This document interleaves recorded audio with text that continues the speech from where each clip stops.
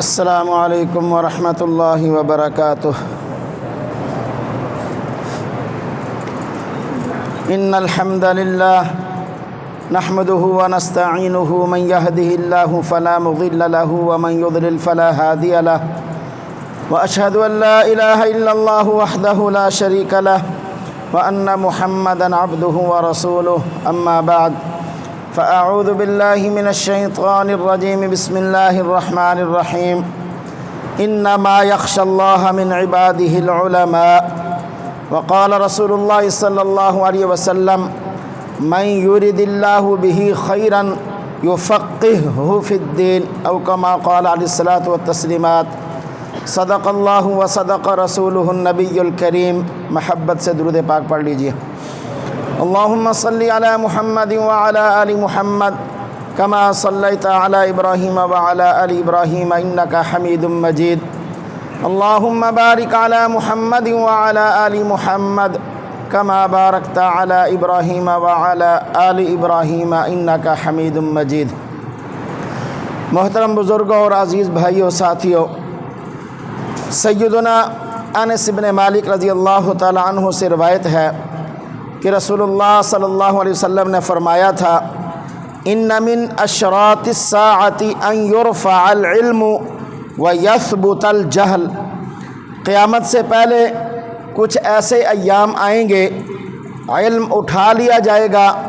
اور جہالت چہار سو پھیل جائے گی۔ اسی طرح حضرت حذیفہ بن یمان رضی اللہ تعالیٰ عنہ بیان فرماتے ہیں کہ رسول اللہ صلی اللہ تعالیٰ علیہ وسلم نے فرمایا یدرس الاسلام کما یدرس وشی الثوب۔ اسلام ایسا ہی پرانا ہوگا جیسے کپڑے کے نقش و نگار پرانے ہو جاتے ہیں۔ حتی لا یدرا ما صیام ولا صلاۃ ولا نسک ولا صدقۃ، یہاں تک کہ یہ جاننے والے بھی باقی نہیں رہیں گے کہ نماز، روزہ، قربانی، صدقہ و زکوٰۃ یہ کیا ہے۔ فرمایا وَالْيُسْرَى عَلَى کتاب اللہ عز وجل فی لیلۃ، اور کتاب اللہ ایک رات میں ایسی غائب ہو جائے گی کہ اس کی ایک آیت بھی باقی نہ رہے گی۔ فلا یبقى فی الارض منہ آیہ، ایک آیت بھی باقی نہ رہے گی۔ وتبقى طوائف من الناس الشیخ الکبیر والعجوز یقولون ادرکنا آباءنا علی هذه الکلمہ لا الہ الا اللہ فنحن نقولها۔ یہاں تک کہ لوگوں کے چند گروہ، ان میں بوڑھے مرد، بوڑھی عورتیں باقی رہ جائیں گی اور یہ کہیں گے کہ ہم نے اپنے باپ دادا کو یہ کلمہ پڑھتے ہوئے سنا ہے، لا الہ الا اللہ، اور یہی ہم کہتے ہیں صرف۔ باقی علم جو ہے وہ ختم ہو جائے گا ان کے درمیان، ان کو پتہ ہی نہیں ہوگا دین کسے کہتے ہیں سوائے اس کے کہ صرف کلمے کا ان کو پتہ ہوگا بس۔ سامعین محترم، اگر ہم مسلمانوں کے حالات پر آج کے دور میں غور کریں تو آقا دو جہاں سرکار دو عالم صلی اللہ تعالیٰ علیہ وسلم کی کہی ہوئی 1450 سال پہلے کی یہ بات وہ روز روشن کی طرح عیاں ہوگی کہ اکثر لوگ دنیاوی امور کو تو بہت اچھی طرح جانتے ہیں۔ ہمارا 2 سال کا بلکہ 1.5 سال کا بچہ بھی موبائل چلانا جانتا ہے، ایپ کھولنا جانتا ہے۔ 1.5 سال کا بچہ بھی، اسے پتہ ہے یہ گیم لگی ہوئی ہے۔ وہ یعنی بڑا آدمی بھی بعض دفعہ موبائل کو ایسے نہیں کھول سکتا جیسے وہ بچہ کھولے گا۔ ہمارے بچوں کو کمپیوٹر کا پتہ ہے، فیشن کی دنیا میں کیا چل رہا ہے اس کا پتہ ہے، سامان خورد و نوش کی قیمتیں کیا ہیں، سیاست کس نہج پر چل رہی ہے، عالمی حالات کیسے ہیں، مگر ہمارے بچوں کو یہ نہیں پتہ کہ اللہ الصمد کا کیا معنی ہے۔ ہمارے بچے یہ نہیں جانتے کہ نماز میں کون سی غلطی پر سجدہ سہو لازم ہوتا ہے۔ ہمارے بچوں کو یہ نہیں پتہ کہ طلاق کیسے دی جاتی ہے اور کیوں دی جاتی ہے اور دینا کتنا بڑا جرم ہے۔ ہمارے بچوں کو یہ نہیں پتہ کہ نکاح کے کیا فائدے ہیں، ایجاب و قبول کیسے کیا جاتا ہے، ہمارے بچوں کو نہیں پتہ خرید و فروخت کے احکامات کیا ہیں، عبادات کے احکامات کیا ہیں، ان باتوں سے لا علم ہے۔ عام عوام کا تو حال ہی بہت برا ہے، اپنے آپ کو مفتی کہلوانے والے اور اپنے آپ کو اہل علم جاننے والے بھی علم کی حقیقت سے اور اصل سے کوسوں دور ہیں۔ لوگ اپنی مرضی کے مطابق مسئلہ معلوم کرنے کے لیے مرضی کا مفتی اور مولوی تلاش کرتے ہیں، اپنے ذہن کے مطابق تلاش کرتے ہیں، اور اگر زیادہ مشکل بن جائے تو ایسی جگہ تلاش کی جاتی ہیں جہاں سے بس اپنے مسئلے کا حل نکل آئے، چاہے وہ قرآن و سنت کے مطابق ہو یا نہ ہو، اس کا پتہ نہیں ہوتا۔ اس لیے ہمارے لیے آج کے دور میں ضروری ہے کہ ہم ان لوگوں کے مقابلے میں کھڑے ہو کر لوگوں کی صحیح نبوی فکر کے مطابق رہنمائی کریں۔ عید الفطر کے بعد 10 شوال سے 20 شوال تک مدارس دینیہ میں داخلے ہوتے ہیں دین حاصل کرنے کے لیے، تو آج مناسب سمجھا کہ دین کی تعلیم اور اس کی افادیت پر چند گزارشات کی جائیں تاکہ ہمیں پتہ چلے کہ دین اور علماء کی کیا شان ہے اور اللہ نے ان کا کیا مقام اور مرتبہ رکھا ہے، اور ہم خود دینی تعلیم حاصل کر کے کیوں نہ وہ مرتبہ اور مقام حاصل کریں، بجائے اس کے کہ ہم دوسروں کو برا کہیں، ہم خود اس مقام تک کیوں نہ پہنچیں جس مقام کا مرتبہ اللہ اور اس کے حبیب صلی اللہ تعالی علیہ وسلم نے بیان فرمایا ہے۔ محترم سامعین، دینی تعلیم کی بڑی اہمیت ہے، اور مسلمان کے لیے دینی تعلیم حاصل کرنا یہ فرض ہے۔ طلب العلم فریضۃ علی کل مسلم، ہر مسلمان چاہے وہ مرد ہے عورت ہے، اس کے ذمے اس کی 24 گھنٹے کی زندگی گزارنے کے احکامات، حلال و حرام، جائز و ناجائز، ان کو سیکھنا فرض عین ہے۔ مسلمان کو پتہ ہو کہ میں مسلمان ہوں، اسے اپنے اللہ کی شان کا پتہ ہو، اپنے آقا صلی اللہ علیہ وسلم کی شان کا پتہ ہو، اس کو پتہ ہونا چاہیے قرآن کی کیا شان ہے، دینی کتابوں کی کیا شان ہے، ہمیں پتہ ہی نہیں ہے۔ دینی تعلیم کی افادیت اس سے بڑھ کر کیا ہو سکتی ہے کہ اس علم کے ذریعے اللہ کی معرفت حاصل ہوتی ہے۔ اللہ کی پہچان اس وقت تک ممکن ہی نہیں جب تک آدمی دینی تعلیم حاصل نہ کر لے۔ محترم سامعین، اللہ کو ایسے ماننا ہے جیسے اللہ نے خود اپنے ماننے کا علم سکھایا ہے کہ مجھے کیسے ماننا ہے۔ رسول اللہ صلی اللہ تعالی وسلم کو ایسے ماننا ہے جیسے اللہ نے ان کو ماننے کا حکم دیا ہے۔ عبادت ایسے کرنی ہے جیسے اللہ نے عبادت کرنے کا حکم دیا ہے، اپنے پاس سے نہیں، اپنی طرف سے نہیں۔ تو یہ تبھی ہوگا جب ہم دینی تعلیم سیکھیں گے، دینی علم حاصل کریں گے۔ چنانچہ رب تعالیٰ کا ارشاد گرامی ہے کہ فَعْلَمْ، خوب جان لو، أَنَّهُ لَا إِلَهَ إِلَّا اللَّهُ، کہ اللہ کے سوا کوئی معبود نہیں ہے۔ تو یہ کب پتہ چلے گا؟ جب ہم قرآن کا ترجمہ پڑھیں گے، جب ہم احادیث مبارکہ کا ترجمہ پڑھیں گے، جب ہم اللہ کے بھیجے ہوئے خط کو پڑھیں گے کہ اللہ نے اس میں ہمارے لیے کیا پیغام بھیجا ہے۔ چنانچہ قرآن کریم کے اندر اللہ رب العزت نے ایک دوسرے مقام پر فرمایا فَاذْكُرُوا اللَّهَ كَمَا عَلَّمَكُمْ مَا لَمْ تَكُونُوا تَعْلَمُونَ، اللہ کو ایسے یاد کرو جیسے اس نے تمہیں سکھایا ہے، جو تم نہیں جانتے تھے اس نے بتایا ہے کہ تم نے اللہ کو کیسے یاد کرنا ہے۔ تو وہ کیسے ہوگا؟ جب ہم دینی تعلیم حاصل کریں گے۔ گویا عبادت کا طریقہ وہی ہونا چاہیے جو اللہ کا بتایا ہوا طریقہ ہے۔ اپنے پاس سے آدمی جتنی بھی عبادت کرے وہ اللہ کے ہاں مقبول نہیں ہوگی۔ چنانچہ امام بخاری رحمہ اللہ نے اپنی صحیح بخاری میں ایک باب باندھا ہے، باب العلم قبل القول والعمل، اور دلیل کے طور پر آپ نے قرآن کی یہ آیت وہاں لکھی ہے فَعْلَمْ أَنَّهُ لَا إِلَهَ إِلَّا اللَّهُ، اور یہ لکھ کر یہ مسئلہ امام بخاری رحمہ اللہ بتانا چاہتے ہیں کہ جب عقیدہ جیسا اہم ترین مسئلہ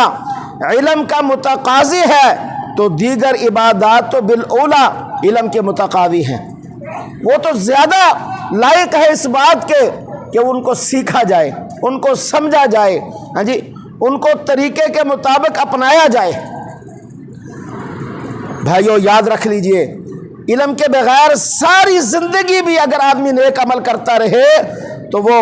عمل قبول نہیں ہوگا۔ علم کے بغیر تو عمل ممکن ہی نہیں، اور جو لوگ علم کے بغیر عمل کرتے ہیں یا جنہوں نے دنیا کے اندر علم سیکھا ہی نہیں، اللہ کے مرتبے کو پہچانا ہی نہیں، وہ جب جہنم کے اندر پھینکے جائیں گے تو وہاں یہ تمنا کریں گے وَقَالُوا لَوْ كُنَّا نَسْمَعُ أَوْ نَعْقِلُ مَا كُنَّا فِي أَصْحَابِ السَّعِيرِ، اور وہ کہیں گے کاش ہم سنتے یا سمجھتے تو ہم آج دوزخ میں نہ ہوتے، دوزخ والوں کے ساتھ ہمارا حشر آج نہ ہوتا، کاش ہم دنیا کے اندر عبادات کو سیکھ لیتے، تو کم از کم کسی عالم کی مجلس میں جا کر سن ہی لیتے، ہاں جی، تو ہم آج اہل دوزخ والوں میں سے نہ ہوتے۔ آج ہمیں اس کی اہمیت نہیں ہے ہمارے اندر، کیونکہ ہم نقدی کی تلاش میں ہیں، ہم ہر معاملے کو نقد سوچتے ہیں، مال نقد آئے، نوکری نقد ملے، ہاں جی، ہر چیز نقد ملے، اور جو اللہ کریم نے اخروی ہمیشہ باقی رہنے والی زندگی کے لیے ہاں جی دنیا کے اندر نظام بنایا، اس سے ہم کوسوں دور ہیں۔ اس لیے میرے بھائیوں، علم سیکھیے، علم بچوں کو سکھائیے، یہ خود آپ کی اپنی بقا کے لیے ضروری ہے، کسی دوسرے کے لیے نہیں، آپ کی اپنی خاندانی بقا کے لیے، آپ کی اخروی زندگی کی بقا کے لیے ضروری ہے۔ اور میرے بھائیوں، یہ کوئی معمولی بات نہیں ہے، معمولی بات نہیں ہے۔ اللہ رب العزت جس کے ساتھ بھلائی کا ارادہ کرے تو پوری احادیث مبارکہ کا ذخیرہ اٹھا کر دیکھ لیں، اللہ نے کہیں نہیں فرمایا، قرآن پورا پڑھ کر دیکھ لیں کہ اللہ جس کے ساتھ بھلائی کرے اسے صدر بنا دیتا ہے، اسے وزیر اعظم بنا دیتا ہے، اسے پلازے دے دیتا ہے، اسے فارم ہاؤس دے دیتا ہے، ہاں جی، اسے گاڑیوں سے نواز دیتا ہے، اسے زرعی زمینوں سے نواز دیتا ہے۔ یہ اللہ کی پسندیدگی نہیں ہے، یہ تو عارضی ہے۔ اللہ جس سے بہتری کا، اللہ جس سے بھلائی کا ارادہ کرے، چنانچہ سیدنا معاویہ بن ابی سفیان رضی اللہ تعالیٰ عنہما فرماتے ہیں، وہ روایت کرتے ہیں کہ رسول اللہ صلی اللہ علیہ وسلم نے فرمایا، من یرید اللہ بہ خیرا یفقہہ فی الدین، جس شخص کے ساتھ اللہ بھلائی کا ارادہ فرماتا ہے اس کو دین کی سمجھ عطا فرماتا ہے، اسے دین کا عالم بنا دیتا ہے، اسے مفتی بنا دیتا ہے، اسے دین سمجھنے والا، سیکھنے والا بنا دیتا ہے۔ یہ ہے اللہ کی بھلائی، اور یہ ضروری نہیں ہے کہ 8-10 سال ہی لگائے جائیں، آپ اپنی زندگی کو گزارنے کے جو لمحات ہیں، ان لمحات میں پیش آنے والے جو معاملات ہیں، ان معاملات کے بارے میں اللہ اور اس کے حبیب صلی اللہ علیہ وسلم کی تعلیمات کو سمجھ لیں، اپنی زندگی گزارنے کے لیے اتنا ہی کافی ہے، اور یہ اللہ کا خاص انعام ہوگا۔ خود سیکھیں، اپنے بچوں کو سکھائیں، ہاں جی، کم از کم ایک بچہ دین کے لیے وقف کر دیں، وہ بچہ آپ کی دنیاوی اور اخروی کامیابیوں کا ضامن اور ذریعہ بنے گا۔ اہل علم اور بے علم لوگ، اہل علم سے مراد قرآن و سنت کا علم ہے، قرآن و حدیث کا علم ہے، ہاں جی، اللہ اور اس کے رسول صلی اللہ علیہ وسلم کا جو پسندیدہ علم وہ ہے۔ چنانچہ قرآن کریم میں اللہ رب العزت نے جا بجا یہ بات سمجھائی ہے کہ لوگوں، اہل علم یعنی دین کا علم جاننے والے اور دین کا علم نہ جاننے والے کبھی برابر نہیں ہو سکتے۔ اللہ نے دین کے علم کو جاننے والوں کو بینا اور دین کے علم سے محروم لوگوں کو نابینا قرار دیا ہے۔ قل هل يستوي الاعمى والبصير، آپ کہہ دیجئے کیا اندھا اور دیکھنے والا، ہاں جی، دیکھنے والا اور اندھا دونوں برابر ہو سکتے ہیں بھلا؟ اور ایک جگہ فرمایا قل هل يستوي الذين يعلمون والذين لا يعلمون، اے پیارے حبیب صلی اللہ علیہ وسلم ان لوگوں کو بتا دیجئے، اعلان کر دیجئے، بھلا وہ لوگ جو اللہ اور اس کے رسول کے احکامات اور اس کے بھیجے ہوئے دین کو جانتے ہیں وہ، اور وہ لوگ جو اس سے نا آشنا ہیں، جنہوں نے دین کو سیکھا ہی نہیں، بھلا وہ دونوں برابر ہو سکتے ہیں؟ اور یہاں یہ جو حل استفہام یہ نفی کا معنی دیتا ہے، یعنی وہ کبھی برابر، یہ استفہام انکاری گرامر کی روح سے اسے کہا جاتا ہے، تو اس کا معنی یہ بنے گا کہ کبھی بھی اہل علم اور بے علم وہ برابر نہیں ہو سکتے، ان کا مقابلہ ہی نہیں ہے۔ اور قرآن کریم میں اللہ نے فرمایا فَاسْأَلُوا أَهْلَ الذِّكْرِ إِن كُنتُمْ لَا تَعْلَمُونَ، لوگوں اگر تمہیں کسی مسئلے کے بارے میں معلومات نہیں ہے تو اہل علم سے جا کر مسئلے کی معلومات کر لیا کریں، اہل علم سے پوچھ لیا کریں۔ اسی طرح میرے بھائیوں، اللہ رب العزت نے قرآن کریم میں اپنے سے ڈرنے والے اہل علم قرار دیے ہیں، علماء قرار دیے ہیں، اس لیے کہ ڈرنے کا مطلب صرف یہ نہیں ہوتا کہ جی میں اللہ سے بڑا ڈرتا ہوں، میں بہت اللہ سے دنیا میں کسی سے ڈرتا ہی نہیں ہوں سوائے اللہ کے، نماز نہیں پڑھتا، روزہ نہیں رکھتا، زکوٰۃ نہیں دیتا، حج فرض نہیں کرتا، مخلوق اس سے تنگ ہے، بھلا بتاؤ یہ اللہ سے ڈرنا ہے؟ اللہ کے ڈرنے کا مطلب تو یہ ہے کہ اللہ کا کوئی حکم اس سے ٹوٹے نہ، پیارے آقا کریم صلی اللہ علیہ وسلم کی سنت اس سے چھوٹے نہ، یہ ہے اللہ کے سے ڈرنے کا معنی۔ قرآن کریم میں اللہ فرماتے ہیں کہ انما یخشی اللہ من عبادہ العلماء، یقیناً اللہ سے اس کے بندوں میں سے صرف اہل علم ہی ڈرتے ہیں، بے شک اللہ سب پر غالب بے حد بخشنے والا ہے۔ اس لیے کہ ڈرنا کہتے کس کو ہے، اصل یہ سمجھنا ہے، ڈرنا منہ سے کہنے کا نام نہیں ہے کہ آدمی منہ سے کہے جی میں بڑا ڈرتا ہوں بڑا ڈرتا ہوں، وہ نہ نماز پڑھے، نہ روزہ رکھے، نہ کوئی اچھا عمل کرے، ہاں جی لوگوں کا مال بھی ہڑپ کرے، ناپ تول میں کمی بیشی بھی کرے، ملاوٹ بھی کرے، جھوٹ بھی بولے، غیبت بھی کرے، اور وہ کہے جی میں اللہ سے ڈرتا ہوں۔ بھائی دنیاوی نظام ایسا تو ہے نہیں کہ تھوڑا سا گناہ کیا، ہاں جی اللہ پاک نے ایک چھڑی بھیجی اور ٹھا گردن کے اندر، پھر آدمی کو پتہ چلے ڈرتا ہے کہ نہیں۔ دنیا کا نظام تو یہاں تو عمل ہے، ہاں جی اس کا بدلہ وہ تو قیامت کے دن اور آخرت کے اندر اللہ نے رکھا ہوا ہے۔ اسی طرح میرے بھائیوں، اہل علم یعنی دینی علوم حاصل کرنے والے لوگوں کے لیے اللہ کے حبیب صلی اللہ علیہ وسلم نے دعا فرمائی، چنانچہ آقا کریم صلی اللہ علیہ وسلم فرماتے ہیں، سیدنا عبداللہ ابن مسعود رضی اللہ تعالیٰ عنہما روایت کرتے ہیں کہ نظر اللہ امرا سمع منا حدیثا فحافظہ حتی یبلغہ غیرہ او کما قال علیہ الصلوۃ والسلام، فرمایا اللہ تعالیٰ اس شخص کو خوش و خرم رکھے، شاد و آباد رکھے، سرسبز و شاداب رکھے، جو میری بات کو سن کر اسے ہمیشہ کے لیے یاد رکھے، یہاں تک کہ اسے دوسرے لوگوں تک پہنچائے۔ جو اللہ کے حبیب صلی اللہ علیہ وسلم کی بات کو، جو احادیث مبارکہ کو خود یاد کرے، سمجھے، سیکھے اور پھر لوگوں تک پہنچائے، اسے اللہ کے حبیب صلی اللہ علیہ وسلم نے دعا دی ہے۔ اور میرے بھائیوں، یہ کوئی معمولی شان نہیں ہے، اللہ نے علماء کو، دین کے جاننے اور سیکھنے والوں کو انبیاء کا وارث قرار دیا ہے، اور وارث عام شخص نہیں ہوتا۔ آپ اپنے بچوں کو انبیاء کا وارث بنائیے، آپ کے لیے آج موقع ہے، کل پھر موقع نہیں ملے گا۔ اور دنیاوی تعلیم حاصل کرنے پر کوئی پابندی نہیں ہے، کوئی پابندی نہیں ہے، دنیا کی سب سے بڑی ڈگری آپ حاصل کر لیں، کہیں دین کے اندر منع نہیں فرمایا کہ آپ نے نہیں حاصل کرنی۔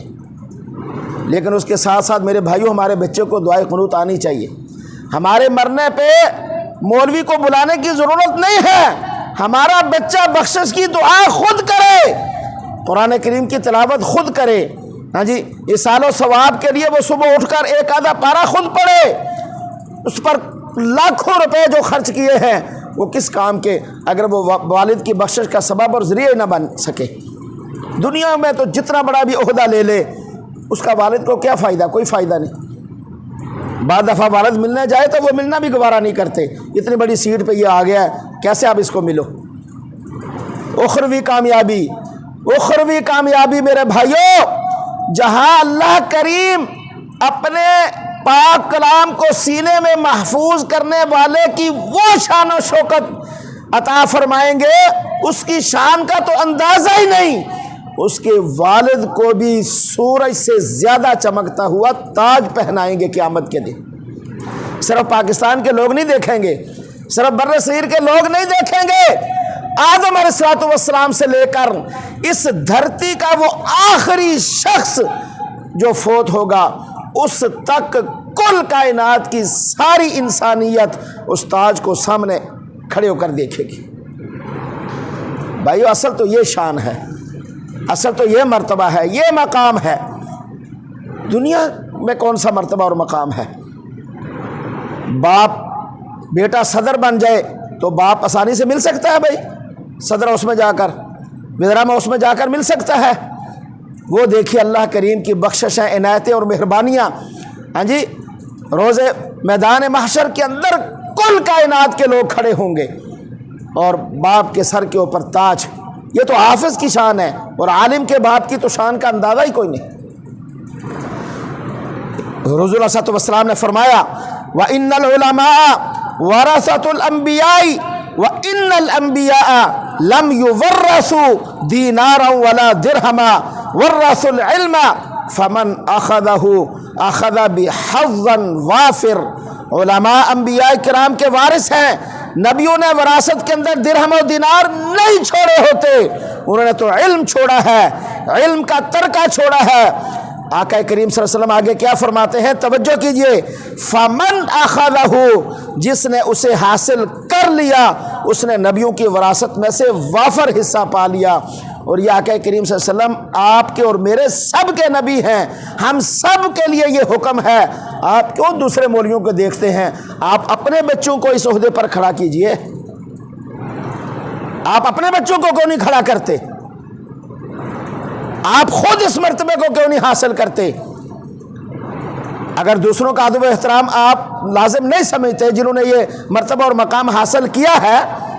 تو آپ خود اس مرتبے تک کیوں نہیں پہنچتے؟ کیا آپ کے لیے کوئی رکاوٹ ہے کہ آپ آقا کریم صلی اللہ علیہ وسلم سے محبت نہیں کرتے، کہ آپ انہیں نبی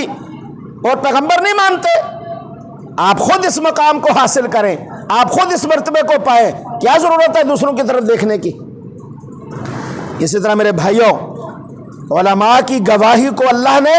فرشتوں کی گواہی کے ساتھ جوڑا ہے، فرشتوں کی گواہی کے ساتھ۔ فرمایا شہید اللہ انہ لا الہ الا ہو،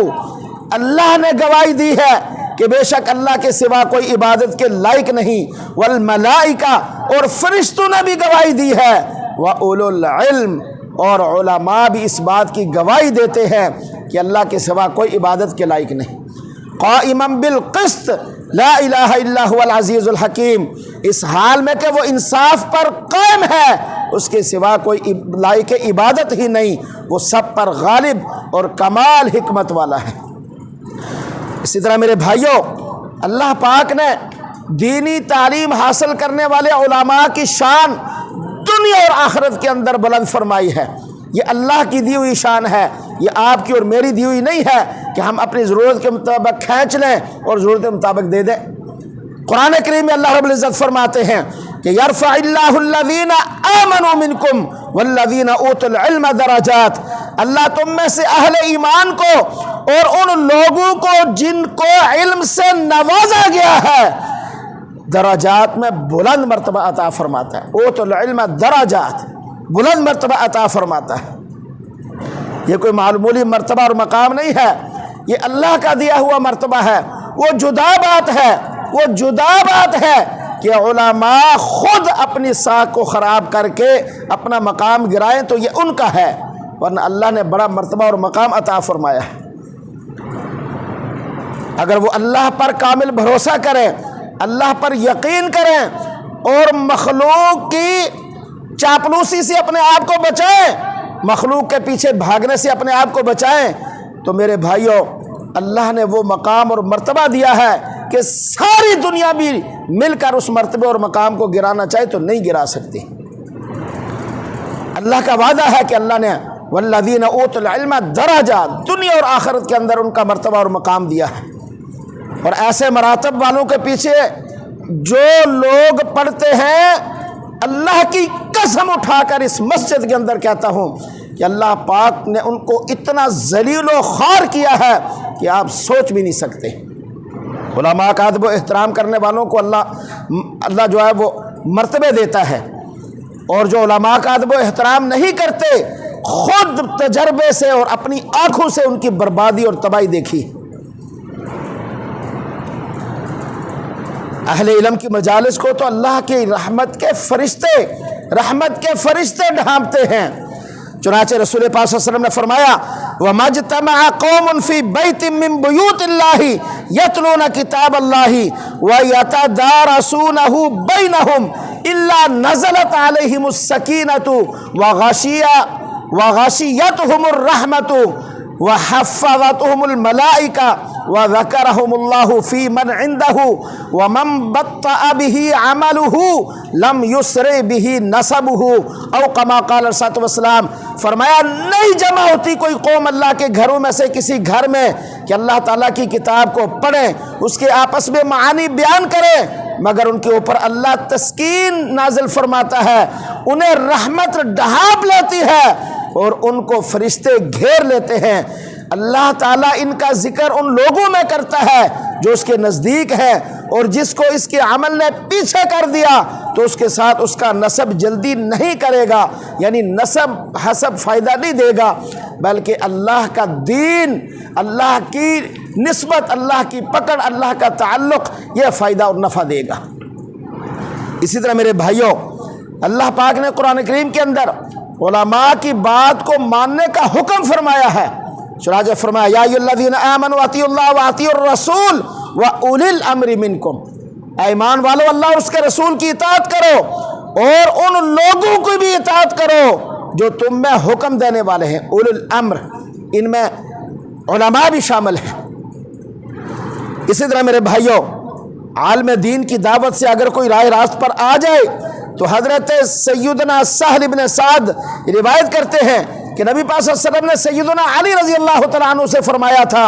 کہ فوالذی لَأَن يَهْدِيَ اللَّهُ بِكَ رَجُلًا وَاحِدًا، اللہ کی قسم تیرے ذریعے سے کسی ایک آدمی کو اللہ تعالیٰ کا ہدایت دینا خیر لک من ان یکون لک حمر النعیم، تیرے لیے سرخ اونٹوں سے بہتر ہے۔ اسی طرح میرے بھائیوں، اللہ پاک نے علماء کو، دین کی تعلیم حاصل کرنے والوں کو مجاہد فی سبیل اللہ جیسا مرتبہ عطا فرمایا، جو اللہ کے راستے میں جہاد کرتے ہیں، لڑتے ہیں۔ چنانچہ سیدنا ابو ہریرہ رضی اللہ عنہ روایت کرتے ہیں کہ آقا صلی اللہ علیہ وسلم نے فرمایا من جاء مسجدی ھذا لم یأت الا لخیر یتعلمہ او یعلمہ فہو بمنزلۃ المجاہد فی سبیل اللہ، جو شخص میری مسجد میں آئے اور اس کا ارادہ صرف کوئی اچھی بات سیکھنا یا سکھانا ہو، دنیاوی غرض نہ ہو، تو اس کا درجہ اللہ کی راہ میں جہاد کرنے والے کا سا ہے۔ جو اللہ کے دین کو سیکھنے کے لیے گھروں سے نکلتے ہیں، مدارس کے اندر جاتے ہیں، وہ مجاہد فی سبیل اللہ ہیں، وہ اللہ کے راستے میں جہاد کر رہے ہیں۔ اور آقا کریم صلی اللہ علیہ وسلم نے فرمایا جو بچہ اپنے گھر سے دین کی تعلیم حاصل کرنے کے لیے نکلے، اللہ کے فرشتے اس کے پاؤں کے نیچے پر پھیلاتے ہیں، اللہ کے فرشتے پر پھیلاتے ہیں۔ وہ ہم پڑھ رہے تھے، ہمارے استاد محترم بتانے لگے کہ ایک پٹھان تھا ہمارے مدرسے میں، تو اس نے جب یہ حدیث مبارکہ سنی تو پٹھان تھا بیچارہ، اس نے کہا یار یہ دیکھو تو صحیح کہ واقعی فرشتے پر پھیلاتے بھی ہیں یا نہیں۔ وہ باہر نکلا، اس نے اپنی ایڑی جو ہے وہ جوتی کی اڈی جسے وہ زمین پر نہ زور سے ایسے لگائی، ایسے رگڑی، زور سے رگڑی کہ کہیں نیچے فرشتوں کے پر نظر آئیں یا نہ آئیں۔ اب رگڑ کے دیکھا، نظر تو کچھ نہ آیا۔ رات خواب کے اندر اس کے فرشتہ آیا، اسے دکھایا گیا کہ دیکھو تو نے فرشتے کا پر زخمی کر دیا ہے۔ آقا کریم صلی اللہ علیہ وسلم کی بات حرف آخر ہے، آپ کی بات کے بعد اور کوئی بات نہیں ہے۔ ایمان لانا امتی کا فرض ہے، جو مانے گا کامیاب، نہیں۔ آقا کریم صلی اللہ علیہ وسلم کا قول تو بالکل سچا اور سچا ہے۔ پر پھیلاتے ہیں فرشتے ان کے پاؤں کے نیچے، اور جب تک علم حاصل کرنے والا واپس گھر نہیں پہنچتا وہ مجاہد فی سبیل اللہ ہے، اللہ کے راستے میں ہے وہ۔ اسی طرح میرے بھائیوں، دیکھو اہل علم پر اللہ تعالیٰ نے حسد کرنے کی اجازت دی ہے، حسد کرنا منع ہے، رشک جسے کہتے ہیں، علم والوں پر اللہ نے حسد اور رشک کرنے کا حکم دیا ہے۔ چنانچہ رسول پاک صلی اللہ علیہ وسلم نے فرمایا کہ لا حسد الا فی اثنتین، رشک کے قابل صرف دو آدمی ہوتے ہیں جن پر حسد اور رشک کیا جائے، وہ صرف دو آدمی ہیں۔ رجل اتاہ اللہ مالا فسلط علی ہلاکتہ فی الحق، ایک وہ آدمی جسے اللہ مال عطا فرمائے اور وہ اپنے مال کو اللہ کے راستے میں لٹاتا چلا جائے، اس پر رشک اور حسد کرنا چاہیے کہ اس نے اگر 2 لاکھ دیے تو ہم 4 دیں، اس نے 4 دیے تو ہم 8 دیں، بڑھ چڑھ کر اللہ کے راستے میں خرچ کریں۔ وَرَجُلٌ أَتَاهُ اللَّهُ الْحِكْمَةَ فَهُوَ يَقْضِي بِهَا وَيُعَلَّمُهَا، اور دوسرا وہ شخص جسے اللہ نے دانائی سے نوازا ہو، بس وہ اس کے ساتھ لوگوں کے معاملات کے درمیان فیصلے کرتا ہو اور وہ دوسروں کو سکھاتا ہو، اس پر رشک کرنا چاہیے کہ یہ اس نے علم سیکھا، میں بھی اپنے بچے کو سکھاؤں گا، میں بھی سیکھوں گا، یہ حافظ بنا ہے میں قاری بناؤں گا، یہ قاری بنا ہے میں عالم بناؤں گا، یہ عالم بنا ہے میں مفتی بناؤں گا۔ یہ ہے رشک اور حسد کرنے والی بات۔ اسی طرح میرے بھائیوں، جب تک علماء زندہ ہیں یہ اسلام باقی رہے گا، علماء کے بعد اسلام باقی نہیں رہے گا۔ یہ میں نے نہیں کہا، یہ آقا کریم صلی اللہ علیہ وسلم کا فرمان ہے۔ حضرت عبداللہ ابن عمر رضی اللہ تعالیٰ عنہ روایت کرتے ہیں کہ رسول اللہ صلی اللہ علیہ وسلم نے فرمایا، اللہ تعالیٰ بندوں کے سینوں سے علم کو نہیں کھینچے گا، لیکن علماء کی موت سے علم قبض فرمائے گا، یہاں تک کہ جب کسی عالم کو باقی نہ رکھے گا تو لوگ جاہل لوگوں کو سردار بنا لیں گے، پس وہ مسئلہ پوچھے جائیں گے تو بے علمی سے فتویٰ دیں گے، خود بھی گمراہ ہوں گے اور دوسروں کو بھی گمراہ کریں گے۔ فرمایا ضلوا وأضلوا، خود بھی گمراہ دوسروں کو بھی گمراہ کریں گے۔ آج دیکھ لیں ہمارا معاشرہ اسی طرف جا رہا ہے، لمحہ بلمحہ اسی طرف جو آقا کریم صلی اللہ تعالیٰ علیہ وسلم نے فرمایا۔ اور میرے بھائیوں، رسول اللہ صلی اللہ علیہ وسلم نے فرمایا، کان الناس یسألون رسول اللہ صلی اللہ علیہ وسلم عن الخیر وکنت اسألہ عن الشر مخافۃ ان یدرکنی، صحابہ اکرام نبی پاک صلی اللہ علیہ وسلم سے خبر کے بارے میں سوال کرتے، مگر میں ہمیشہ جب بھی سوال کرتا تو شر کے بارے میں ہی سوال کرتا تھا۔ ایک صحابی فرماتے ہیں کہ دیگر صحابہ اکرام علیہم الرضوان جب بھی حضور صلی اللہ علیہ وسلم سے سوال کرتے تھے نا تو وہ خیر کے بارے میں سوال کرتے، لیکن میں شر کے بارے میں ہمیشہ پوچھتا۔ تو اس سوال کی وجہ یہ ہوتی کہ کہیں ایسا نہ ہو کہ مجھے شر کا علم نہ ہو اور وہ فتنہ مجھے اپنی گرفت میں لے لے، اس سے بچنے کے لیے۔ اور میرے بھائیوں، علماء کو مرنے کے بعد بھی ثواب ملتا رہتا ہے۔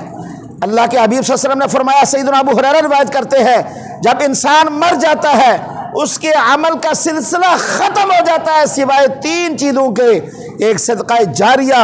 یا وہ علم جس سے فائدہ اٹھایا جائے، یا نیک لوگ جو اس کے لیے دعائیں خیر کرتی رہے۔ یہ نامہ اعمال کبھی بھی بند نہیں ہوتا۔ جو استاد اپنے شاگردوں کو تعلیم دیتے ہیں جی، وہ دوسروں کو درس و تدریس، واعظ و نصیحت کے ذریعے دوسروں تک اللہ اور اس کے رسول کے احکامات کو پہنچاتے ہیں،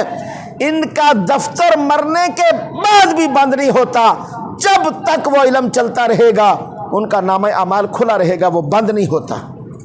اور میرے بھائیو، حصول علم یہ جنت کا راستہ ہے۔ سیدنا ابو ہریرہ رضی اللہ عنہ فرماتے ہیں کہ حضور علیہ الصلوۃ والسلام نے فرمایا، من سلک طریقا یلتمس فیہ علما سہل اللہ لہ بہ طریقا الی الجنہ، جو شخص علم دین کی تلاش کے لیے کسی راستے پر چلے اللہ تعالیٰ اس کے لیے جنت کا راستہ آسان فرما دیتا ہے۔ اس لیے میرے بھائیوں، میرے بزرگوں، دوستوں، اپنے بچوں کو دینی تعلیم حاصل کروائیے۔ کم از کم ہر گھرانہ اپنا ایک بچہ حافظ بنائے، قاری بنائے، عالم بنائے، یہ آپ کے خاندان کی بقا کے لیے ضروری ہے، ورنہ آئندہ ایسا وقت آئے گا کہ آقا کریم صلی اللہ علیہ وسلم نے فرمایا، کہ پھر بوڑھے مرد اور عورتیں صرف یہی کہیں گے کہ ہم نے باپ دادا سے اس کلمہ کا سنا تھا۔ اور آج اگر آپ یہ جو ہمارے تبلیغ جماعت کے بھائی جو بیرون ملک جاتے ہیں ان سے پوچھیں آپ کہ اگر آج برطانیہ میں، امریکہ میں، دوسرے ممالک کے اندر آج سے کوئی 100 سال پہلے گیا،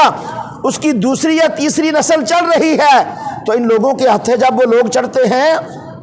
تو وہ کہتے ہیں جی ہمارے باپ دادا مسلمان تھے لیکن ہمیں نہیں پتہ اسلام کیا چیز ہے، سوائے کلمے کے ان کے گھرانے کے اندر اور کوئی چیز نہیں ہوتی۔ ہمارا بھی ایک وقت آئے گا، اگر اسی طرح رہے ہم تو ایک وقت کے بعد پھر ہمارے بھی بچے ایسے ہی کہیں گے کہ باپ دادا سے یہی کلمہ سنا تھا، باقی ہمیں نہیں پتہ۔ خود تعلیم سیکھیے، درس میں بیٹھیے، جمعہ کا بیان سننے کے لیے ابتدا میں آئیے۔ ہم یہاں قصے کہانیاں نہیں سناتے، میری مسجد میں قصے کہانیاں نہیں سنائی جاتی، مسائل پر، قرآن پر، نبی پاک صلی اللہ علیہ وسلم کے فرمان پر بات ہوتی ہے۔ ابتدا میں آئیں، سیکھیں دین کو،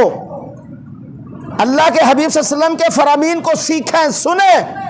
اپنے بچوں کو دین کی طرف لائیں، خود دین کی طرف آئیں، مسائل کو سیکھیں۔